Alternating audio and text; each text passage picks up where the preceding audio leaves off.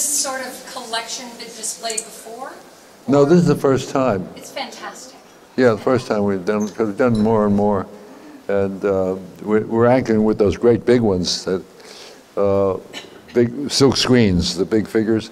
And they couldn't have a bed large enough to print them. So they had them on a roll, the paper, and they put it on the table, they printed, and then they rolled the paper and printed the other. Could you describe the process of getting to those prints? Well, the process was that Barney's approached me to do a window for them. And I thought it was a great idea, and then they showed me this thing that Roy Lichtenstein did, which was a 6-foot Frisbee, and the window he did, and I thought it was fantastic. And I said, well, you got to come over it. And so my idea was to cover the windows completely, take away their display space, and put the stuff on the front. And they went along with it, which I was surprised at. So they had no display space. All this very expensive display space was displaced by these. And then they said, we have a problem with lighting it. And so we came up with a solution. We had enough experience to make it into a scrim. And with the scrim, you could light it from the back like theater. So at night, the thing was pretty wild. It's on Madison Avenue, and it was backlit, which it didn't look like a print at all. And that's the story. The people on it were people who were handling it, the Art Production Fund women. And they came in, they were all very, very stylish dresses, so I just had them pose and made little sketches direct, and we blew them up. And that's the story on that. You needed all that space around it. Oh, what you mean, the rower? Right here. One over there. Oh, the rower. Yeah. Sorry, that's my Australian accent, sorry. Rower. Oh.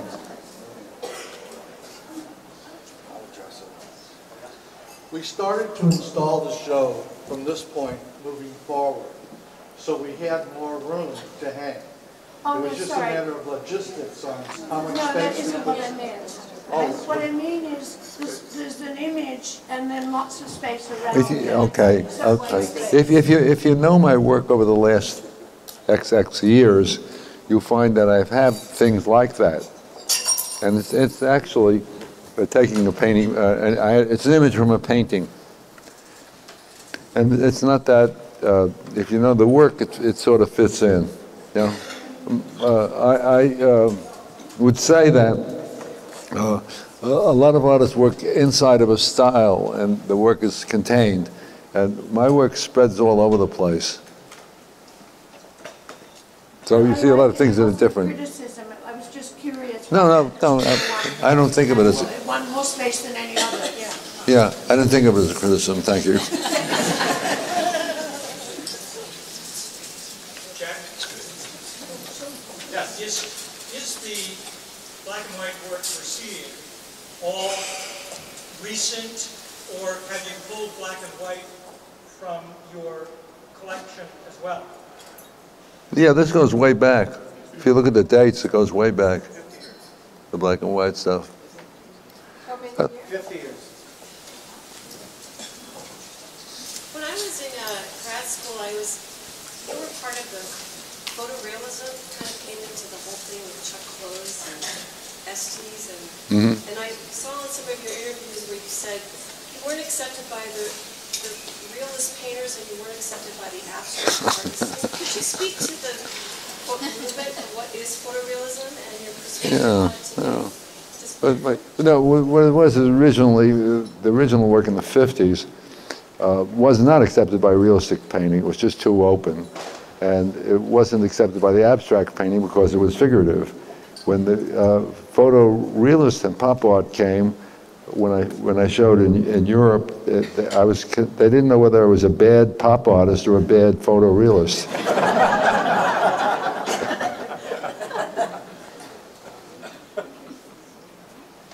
Are these portraits of real people, or are They're real people. What I mean, of course, is that did you do a portrait of this particular person trying to bring out the qualities or? No, just trying to paint what they look like. Why are they all women? Why aren't there any men? Oh, women sell better than men.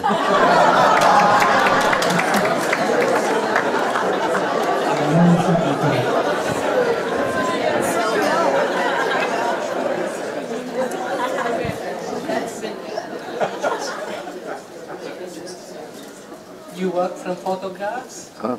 You use photographs? Not too often, but originally I used photographs when they were considered evil in the 50s, and I would go through a bunch of other people's photos, and if I found something was nostalgic, I would paint it in kind of a very rough way, and then I used photos in the 60s and 70s as images, and I would get a nice photo image and then pose people in it, because I was painting perceptually.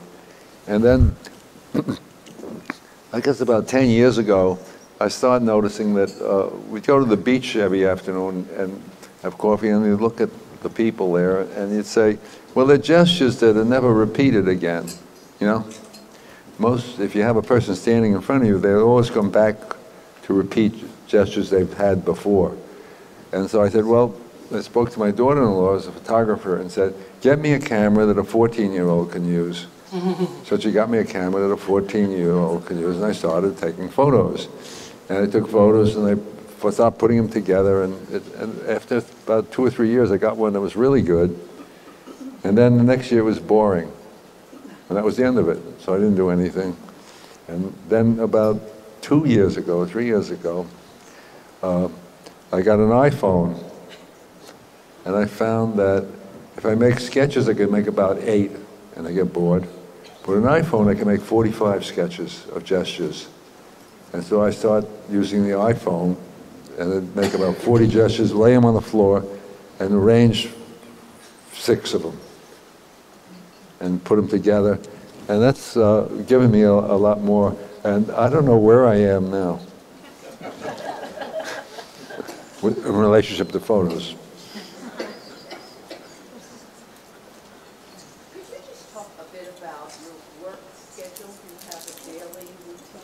Well, I generally work 7 days a week, and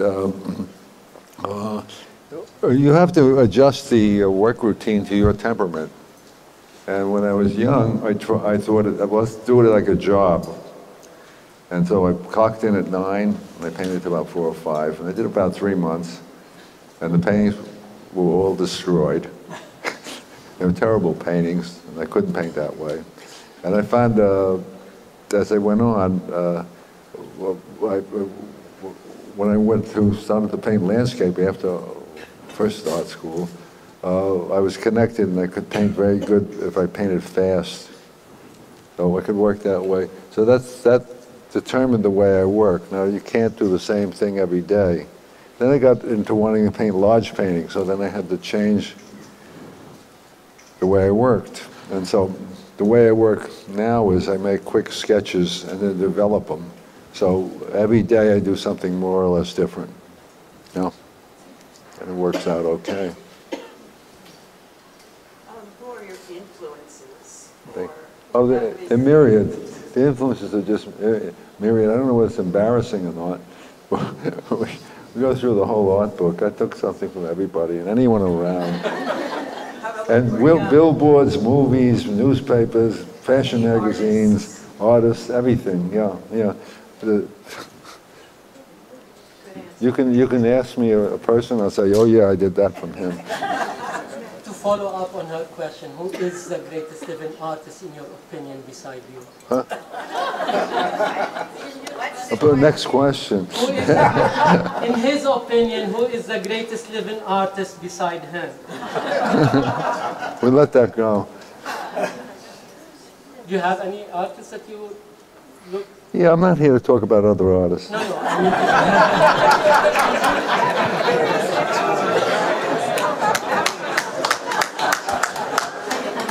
Hello? I'm curious about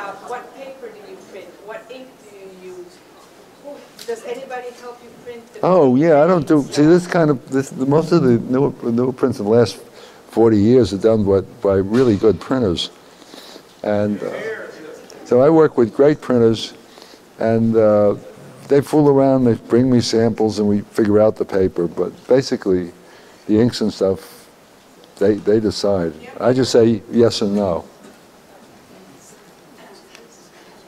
I found in Litho's Arches is better for color than Reeves.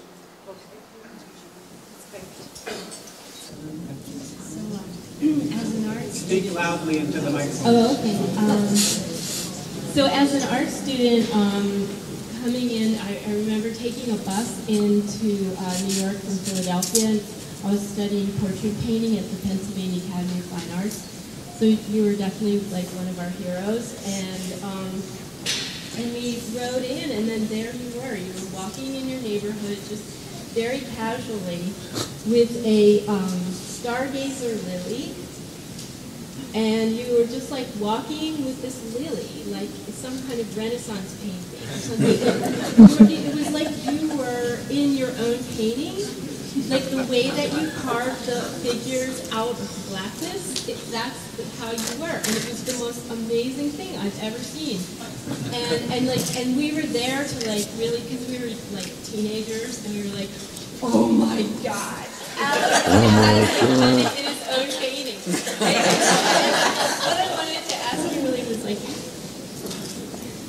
maybe kind of what kind of preparations are like, do you just see things carved out like in a way they're sort of sculptural? Like what kind of preparations do you make to, how do you train yourself to be able to see things so, I don't want to say graphically because it's sort of graphically, but so culturally, so... Well, two things. So concisely. Two things. One thing in my head, when I'm out on the street, I'm still the person that very few people like. When I was 19, when I was early 20s.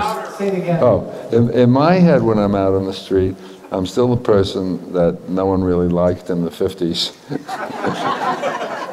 And as far as things, how I get to the images, it's all instinct.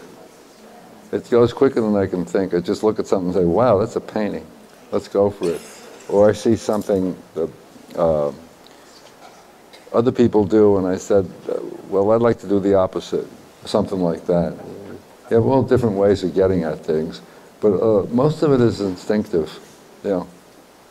And the thing is, like, the thing was to, no matter what people say, if your instincts are strong enough, you just follow them. And that's what I did. That's the way I went. I just followed my instinct. And when I was making the original art, at the time when I was doing it, was a very stupid move.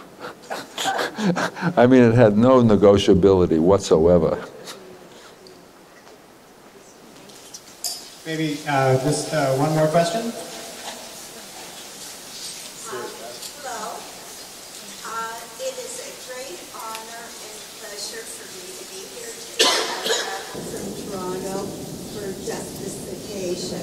And I wanted to ask you, since this is a black and white show, and usually all your artwork is so bright and colorful, and the Adas are so bright and cheery, was this a big change? Was it difficult? No, I was asked, they say, oh, you're a great colorist. And I said, I'm not interested in color, I'm interested in light. And so the color is a vehicle for making light.